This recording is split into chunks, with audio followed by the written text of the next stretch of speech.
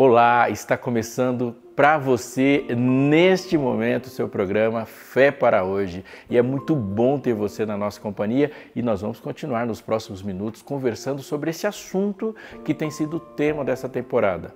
Adoração, louvor e hoje em específico vamos falar sobre adoração, identidade e como que isso se relaciona com as tentações na vida e nós vamos basear as nossas conclusões num dos textos mais importantes dos evangelhos, que é a adoração e a tentação em Jesus lá no deserto. Mas para um pouquinho e presta atenção em mim. Quando a gente fala de adoração, nós estamos falando de um assunto central na Bíblia, de Gênesis a Apocalipse e de tudo que foi feito e aconteceu antes de Gênesis e o que vai acontecer depois do tempo histórico de Apocalipse. O que eu quero dizer com isso? O pecado começa no céu e o centro do pecado é a adoração, é quem deve estar no trono. E a salvação, depois de tudo que é descrito ali, essa projeção para o futuro, para além desse mundo caído, os servos de Deus o adorarão eternamente. A adoração, portanto, ela é um assunto que não pode ser contornado, precisamos enfrentar, porque salvação e adoração são assuntos que não se desligam e você tem tudo a ver com isso em todos os aspectos do dia. Nós não estamos falando só de igreja, não estamos falando só de culto, nós estamos falando de todos os movimentos da vida humana e este que você está tendo agora. Esse pensamento aí também tem a ver com adoração. Pois é, a gente precisa falar sobre isso, então não sai daí, está só começando o Fé para Hoje.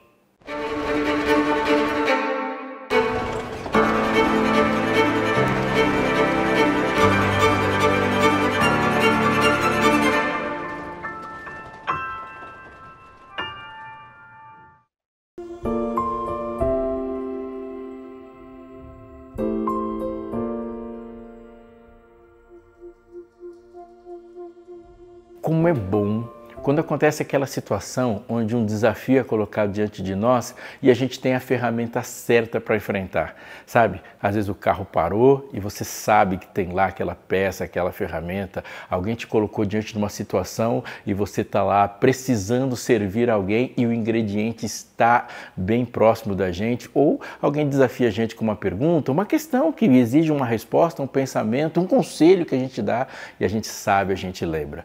Ter instrumentos na vida é muito, muito importante e olha quantas situações se transformaram porque alguém tinha a ferramenta certa. Agora pensa nisso e coloca dentro da importância de uma caminhada com Deus.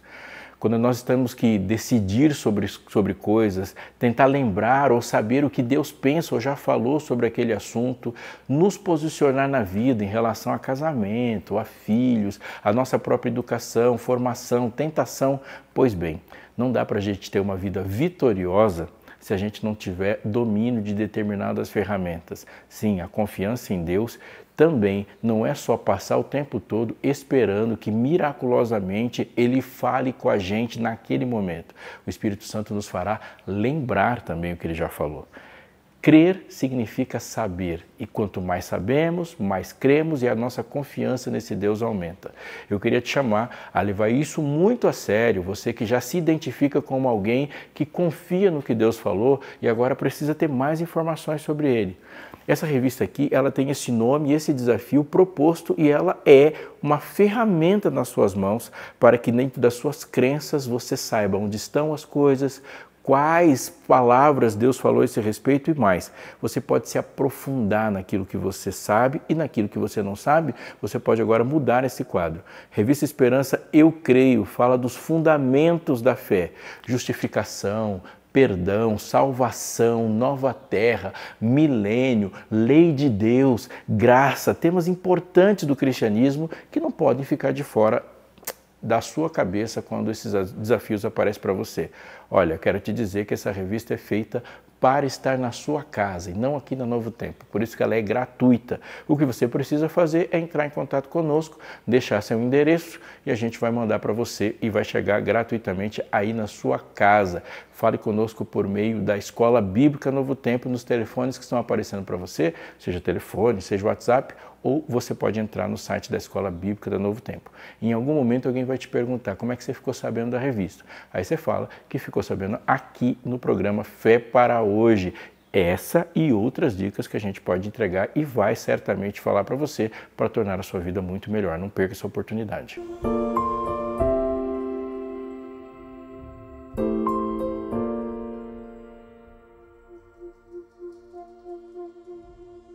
O episódio da tentação de Jesus está relatado nos Evangelhos. Quando você abre a sua Bíblia, você vai perceber que essa tentação está no Evangelho de Mateus, no Evangelho de Marcos e no Evangelho de Lucas. Há uma necessidade aqui de, quando a gente estuda a Bíblia, e pega essa dica que ela é muito importante, a gente entender, ao ler o texto bíblico, se você estiver lendo qualquer um dos evangelhos, que todo livro da Bíblia tem um assunto central. E todas as histórias colocadas nesse livro, elas vão se relacionar, vão embasar e vão apontar para o assunto central do livro todo. Então, quando a gente pega tanto os evangelhos como qualquer outro livro da Bíblia, ele não é uma colcha de assuntos, embora, obviamente, para falar do assunto central, ela vai passar por todos os assuntos. Os evangelhos, conforme eu disse, não se diferenciam disso. Mateus tem um objetivo central, apresentar Jesus a partir de uma perspectiva. Marcos vai apresentar Jesus e as histórias vão se cruzar, mas ele está querendo apresentar de uma outra perspectiva, tanto é que a ordem é organizada de uma forma diferente. João, ele já tem uma outra perspectiva e escolhe os eventos e a narrativa para aprofundar essa perspectiva. Pois bem, quando a gente pega o Evangelho de Lucas, antes da tentação de Jesus ser descrita, há dois eventos muito importantes para a gente ver o que ele está querendo revelar e trazer para a nossa reflexão por meio do Espírito Santo. A minha Bíblia está aqui aberta do Evangelho de Lucas e eu te convido a me acompanhar. Evangelho de Lucas, no capítulo 3, a partir do verso 21, tem a relação ou a narrativa do que está acontecendo ali por ocasião do batismo de Jesus. Preste atenção. Ao ser todo o povo batizado, Jesus também foi batizado. E aconteceu que, enquanto ele orava, o céu se abriu, e o Espírito Santo desceu sobre ele em forma corpórea como pomba, e do céu veio uma voz que dizia: "Você é meu filho amado, em você me agrado." Alguns itens são importantes aqui. Primeiro, o batismo de Jesus marca o início do seu ministério. A partir desse ponto, ele assume essa posição de Cristo, o ungido, o Messias, e ele vai agora falar e vai agir dessa forma. O ministério começa. No batismo de Jesus também há um evento muito importante que acontece, em que a Trindade se reúne em manifestação no mesmo lugar. O Filho está na água, o Espírito Santo desce e ele é visto de forma corpórea, é percebido o Espírito Santo ali descendo como ele, como uma pomba sobre ele, e uma voz é ouvida, é a voz do Pai. Há elementos muito importantes aqui. A primeira é que Jesus, ao ser batizado, ele está cumprindo a profecia. Primeiro, que o batismo dele inicia o ministério dele. Segundo, que o batismo dele confirma o ministério de João, ao ponto de que Jesus afirma e legitima que tudo que João falou até então é palavra inspirada por Deus, e isso é confirmado pelo batismo de Jesus. Há também mais um elemento aqui do batismo de Jesus. Jesus entra nas águas e você vai entender pelo simbolismo do batismo que o batismo é para remissão de pecados, perdão de pecados, purificação da vida, um novo nascimento, uma nova vida nascida no Espírito. Então a pergunta óbvia fica aí. Jesus não precisava nada disso, Jesus não tinha pecado para se arrepender, não tinha purificação para passar, e Jesus já nasceu do Espírito. Mateus, nesse momento, vai dizer uma razão para que se cumprisse toda a profecia. Ou seja, o batismo de Jesus é substitutivo para aquelas pessoas que aceitaram Jesus, precisariam cumprir o mandamento do batismo, mas por uma circunstância para além da sua vontade, não foram batizadas. Jesus é o seu substituto. Jesus também é o nosso exemplo, portanto, seguir Jesus passa por tudo que ele passou. Nascer do Espírito, crescer em graça, viver em harmonia e submissão ao Pai, ser guiado pelo Espírito e nascer de novo no novo nascimento. Então Jesus ele vai exemplificando, e para ser seguido nós o encontramos dentro do Jordão. Isso nos localiza para que a gente siga Jesus numa visibilidade, numa facilidade que só o exemplo dele descrito nos permite. Mas aqui também é uma outra questão, a questão da identidade de Jesus. Quando Jesus é batizado, há elementos da identidade que se destacam aqui. O primeiro elemento de identidade é que, para que uma pessoa tenha uma identidade, ele tem que ter uma origem, ele tem que ter uma causa, um nascimento.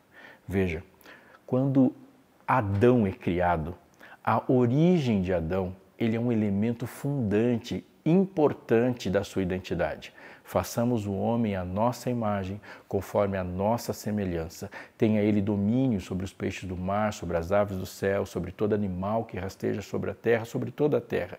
Nós vemos isso em Gênesis, de capítulo 1, verso 26 ao 28.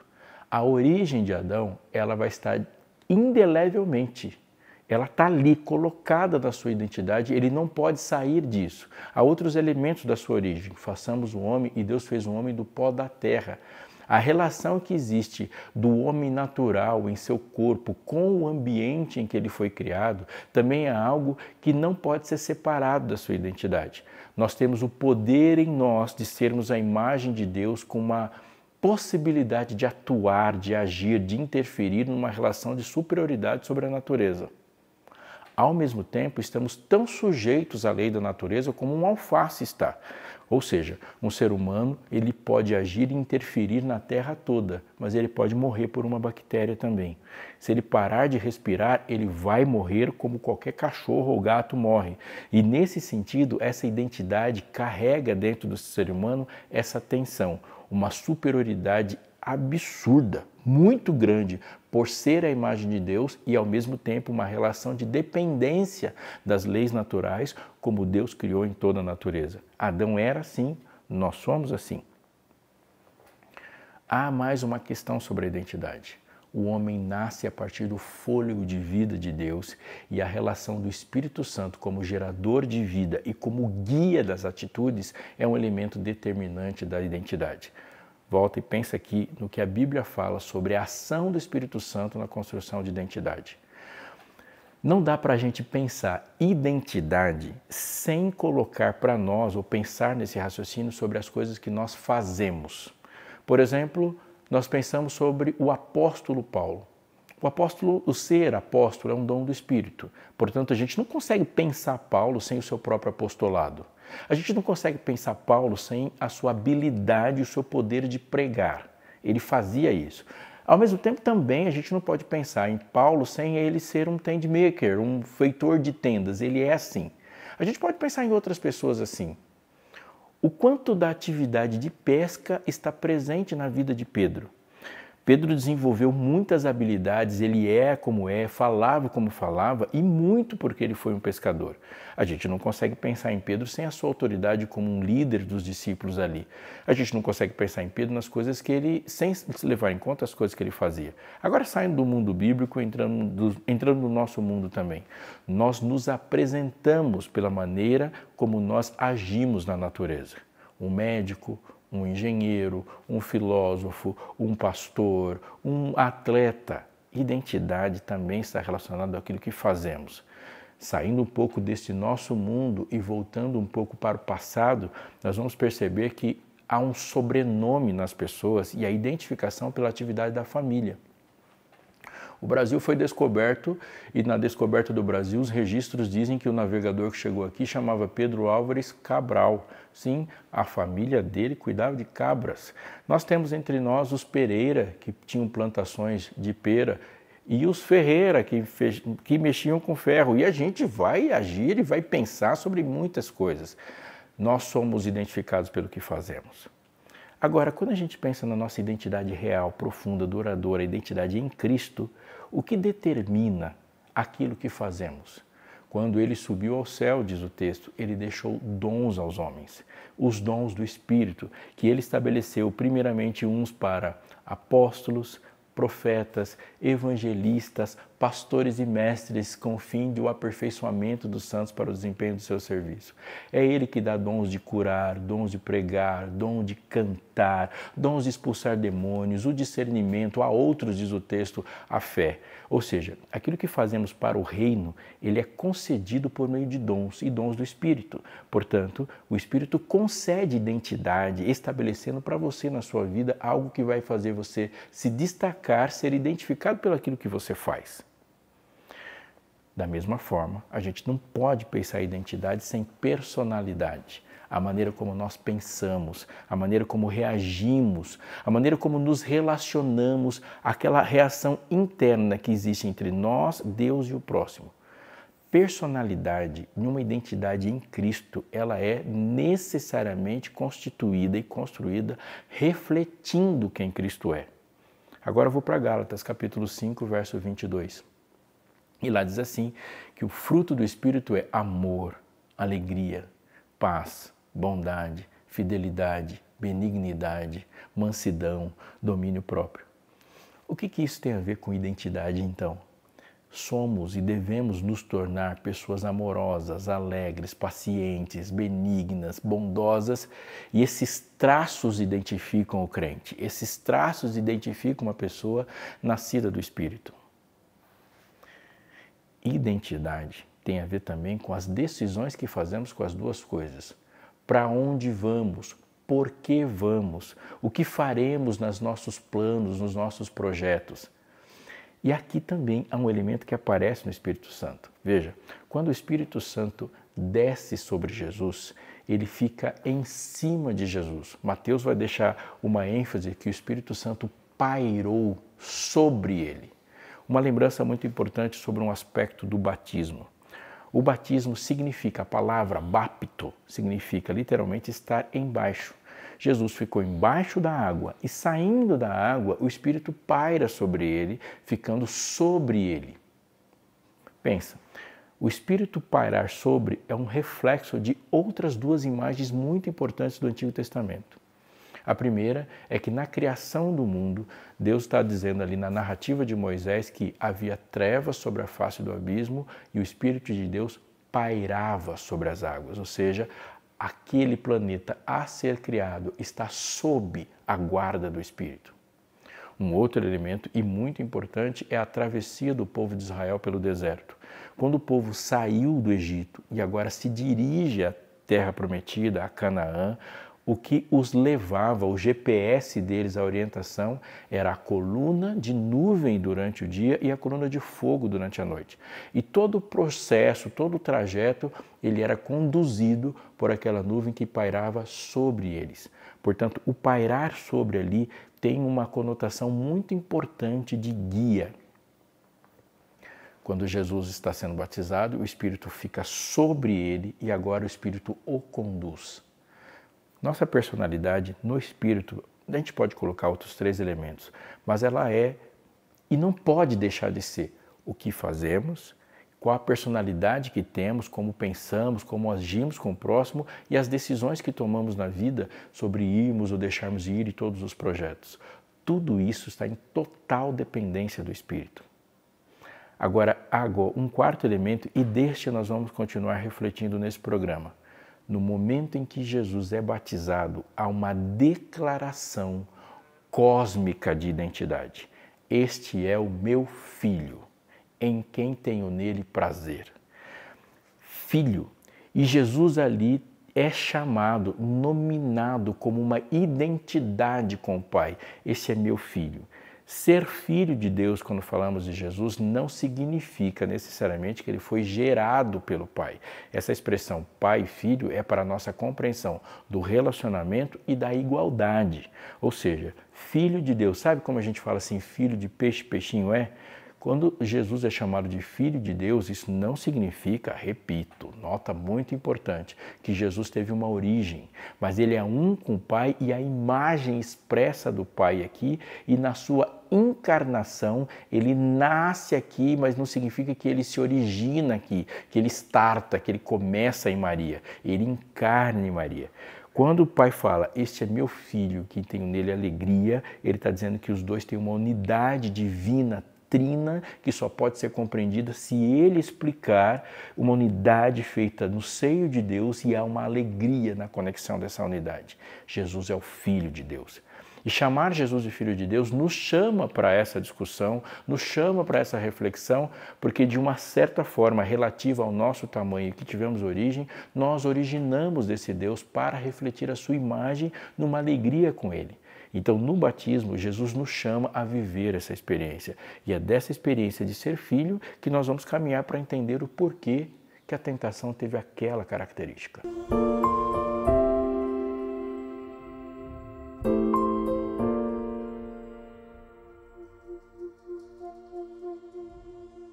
Você é do tipo de gente que quando está lendo a Bíblia pula a genealogia? Olha, eu preciso te dizer uma coisa. Se genealogias fossem dispensáveis, elas teriam sido dispensadas. Elas são tão inspiradas e importantes na compreensão da realidade de Deus como qualquer outro texto. E olha, tem muitas maravilhas a serem descobertas quando a gente dedica um pouquinho de tempo e concentração a ler genealogias. Aqui existe um segundo item muito importante dentro daquilo que Lucas escreveu, e esse segundo item é uma genealogia que vai do versículo 23 até o versículo 36 ou 38.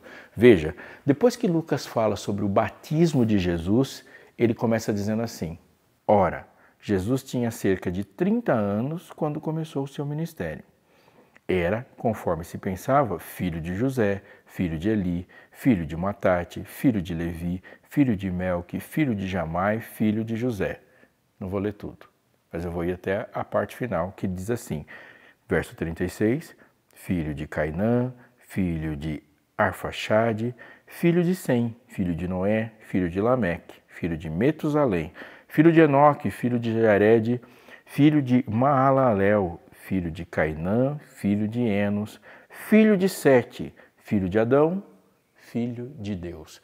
De forma que a genealogia de Jesus começa com Jesus era filho de José e termina com filho de Deus. E por que isso é muito importante?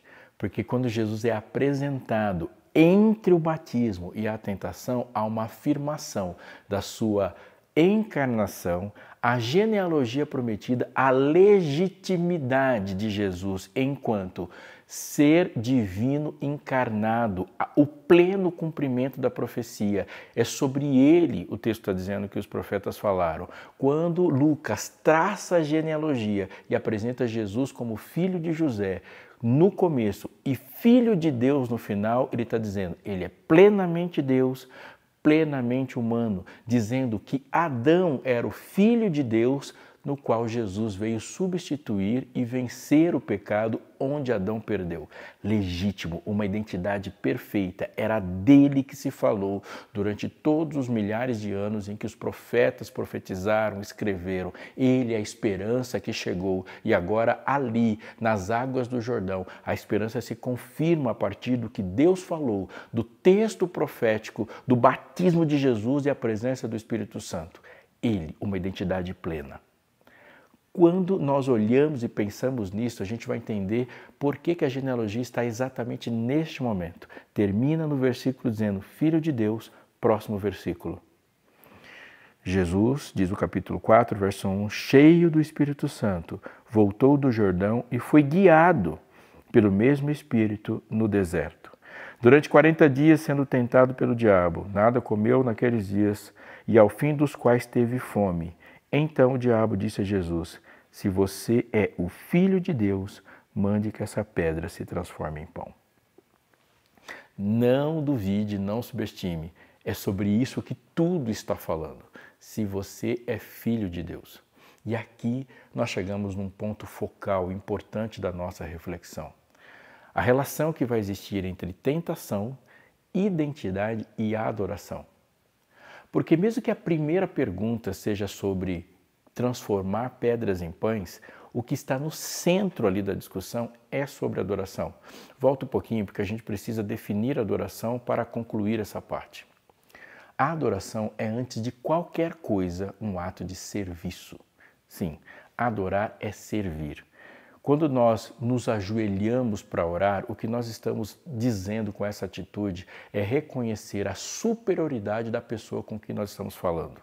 Quando nós falamos e cantamos que estamos nos dirigindo ao trono de Deus, nós estamos falando da dignidade daquele que deve ser servido com isso. Adorar é uma atitude de um ser que reconhece a superioridade do outro e a dignidade desse outro e a legitimidade de outro de ser servido. Agora, quando nós falamos sobre Jesus, um texto que se destaca sobre isso é que o Filho do Homem não veio para ser servido, mas para servir. Olhando para Jesus, por exemplo, naquela cena da Santa Ceia, quando ele pega uma toalha, coloca sobre os ombros e ali, numa posição de escravo, lava os pés dos discípulos, ele está dizendo das bases do seu reino. A adoração e o reino de adoradores é um reino de servos. Agora pensa nessa primeira pergunta. Se tu és o Filho de Deus, transforma essas pedras em pães. Dentre tantas coisas que poderíamos conversar sobre isso aqui, uma é a que se destaca em toda a narrativa de Lucas. Se tu és o Filho de Deus, sirva-se. Pegue o seu poder e use o seu poder em benefício próprio. Não que Deus não pudesse fazer isso, mas a posição que Jesus tomou para ser o nosso mestre e ser seguido não combinava com uma resposta dessa tentação da maneira como Satanás queria. Se tu és o Filho de Deus, confie em si mesmo. Se você é o Filho de Deus, confie em si mesmo. E a resposta de Jesus é uma tremenda, é uma pancada de volta. A síntese da resposta de Jesus é: se a palavra tem poder para transformar pedra em pão, a palavra tem poder para transformar fome em testemunho. Então, nem só de pão viverá o homem, mas de toda a palavra que procede da boca de Deus. Pergunto para você que está prestando atenção desde o começo: qual foi a palavra que procedeu da boca de Deus antes da pergunta que questionava a sua identidade? Este é meu filho e eu tenho alegria nele. Se és filho de Deus, transforma essas pedras em pães. Não preciso transformar pedra em pão para confirmar que sou filho de Deus. A palavra já disse isso. No caminhar da tentação, há uma pessoalidade ali, numa relação religiosa no templo, onde é sugerido para Deus para se jogar do pináculo do templo e, ao se jogar nesse pináculo do templo, viver uma experiência de Deus salvá-lo. E ali, Jesus vai dar mais uma resposta. Não tentarás ao Senhor teu Deus. Eu não coloco Deus ao meu serviço. Eu o sirvo. O último aspecto da tentação, que não está relatado no livro de Lucas, mas está no de Mateus, diz: tudo isso te entrego, se prostrado me adorares. Jesus foi levado para um alto monte, onde dali ele conseguia ver todos os reinos da terra, e essa sugestão é feita. Amigo, se você não prestou atenção em nada, presta atenção nisso. A primeira coisa que você deve prestar atenção nessa pergunta e não perder ela é a de que Satanás, ele não nega que Jesus existe, não nega que o Pai existe e nem nega que ele é o Filho de Deus. Mas ele pede e sugere uma ressignificação disso, a ponto de que ser filho de Deus não seja sustentado na declaração de Deus, mas numa atitude de Jesus ao se confirmar como Filho de Deus. Mudou alguma coisa desde o Éden até agora? Não. E aqui uma lição muito importante para a gente sobre tentação, sobre adoração e sobre identidade. Vivemos num mundo louco à busca de identidade. E o que Jesus está nos dizendo e o Espírito está nos revelando nos Evangelhos é: a identidade existe e você está sendo tentado a ressignificá-la, quando a solidez da identidade só pode ser baseada naquilo que Deus disse. Se és filho de Deus, não. Deus diz que sou. Ele fala quem sou, Ele fala quem eu não sou. E tudo que se desvia disso é idolatria. Ao sermos tentados a confirmar nossa identidade, sem que a palavra tenha saído da boca de Deus, nós vamos cair em idolatria.